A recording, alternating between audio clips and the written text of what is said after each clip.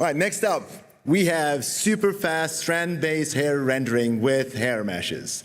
And I have to say, I'm very proud to announce 3 of my students upstage here, and they're going to be presenting our work together.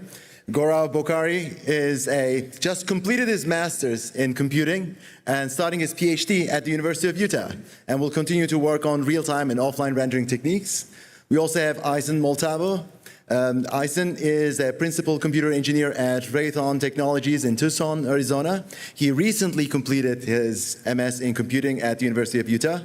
And also we have Eli Diaz. Eli Diaz is a PhD student at the University of Utah working on physics-based animation and simulation techniques. For sure. Take it away.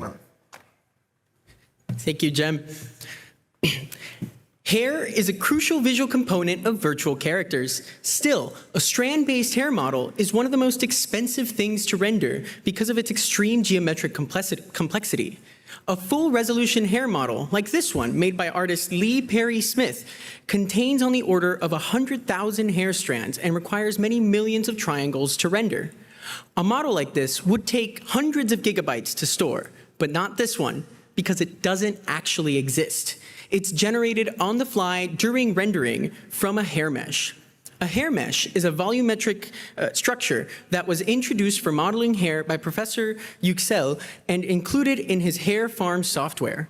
We are using it for super fast hair rendering on the GPU. 100,000 hair strands are generated during rendering from this hair mesh using mesh shaders. Turns out, this is so much faster than the traditional way, which is pre-computing the strand-based hair model and then rendering it. In our case, the hair strands are never stored. We generate them, render them, and then throw them away.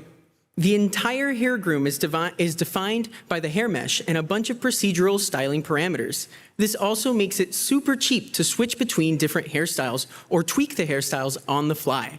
Aysen, can you tell us how we can style the hair strands? Yes, I can. What you see on the screen is something very similar to a traditional, very simple hair groom coming from a DCC tool, like Maya or Blender. If you want to change the style, you need to go back to your tool, restyle, re-export, re-import into your game engine. But what if we can do this directly in our game engines? This is exactly what we built. As you can see on the UI here, we implemented a very few common operations for styling. We have clump, curl, freeze, kink, and fuzz. Of course, we haven't implemented all the available hairstyling functions, but if you want to add your custom one, it is very easy and straightforward to do so. Graph, let's make this a little bit more interesting by adding kink. Let's do it. So you can see we can play with the strength parameter to add more kink to the hair. Also, if we want to, we can isolate the style to be just closer to the tips. God, I wish I had hair to style it like this. A typical hair groom is hundreds of megabytes in size. Our system only needs kilobytes to define one hair mesh. This means that between the memory of a single typical contemporary hair groom, we can store 100,000 unique hair models. We just need to store the hair mesh and these few parameters. These are some quick styles we created with this tool. With this technology, it is easier than ever to experiment and isolate and play with hairstyling. I can't wait to see what the creative community can do with this. But not only artists, just imagine the possibilities that a few simple controls in your games can open for gamers and the creative and custom hairstyles they can do for their in-game characters. Ellie, now that we have hairstyling, how can we make it come alive? Come alive with hair meshes. That's not just easy, but super fast. Hair meshes allow us to animate the strands and move them around. Watch how our model is moving with our mouse and the hair is responding accordingly. But these animations are handled by animating the hair mesh alone.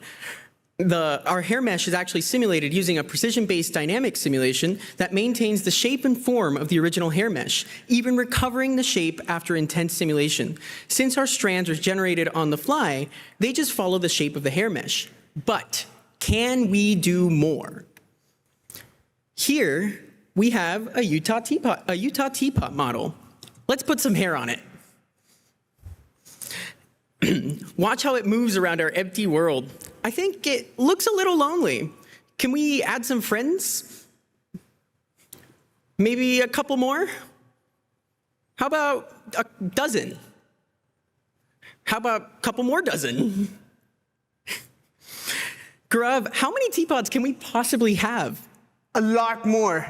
With our system, we can render hundreds of teapots. Oh my gosh, the teapots just keep falling. The teapots don't have full resolution hair meshes, right? They have to be instantiated. Absolutely not. What you're seeing here, let me prove that these are actually full resolution strand models. Let's take a closer look. As you can observe, each teapot here has 20,000 hair strands. And overall, total, you can see 4 million strands rendered currently in front of you. But that means 250 million triangles. We can't possibly do that, right? Absolutely not. What you're seeing here is just a fraction of the amount.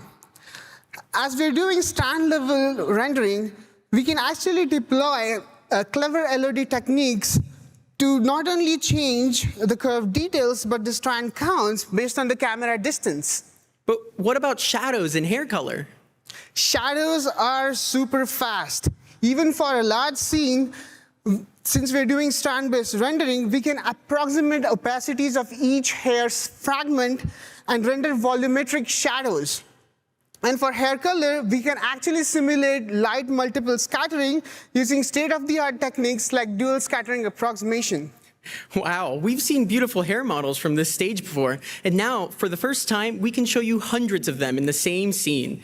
With our super fast hair rendering system, there's no excuse for not having more full-resolution, dynamic, customizable hairstyles for every game character, no matter how large your scenes are.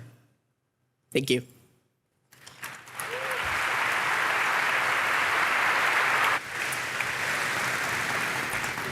That was a lot of hair and a lot of teapots.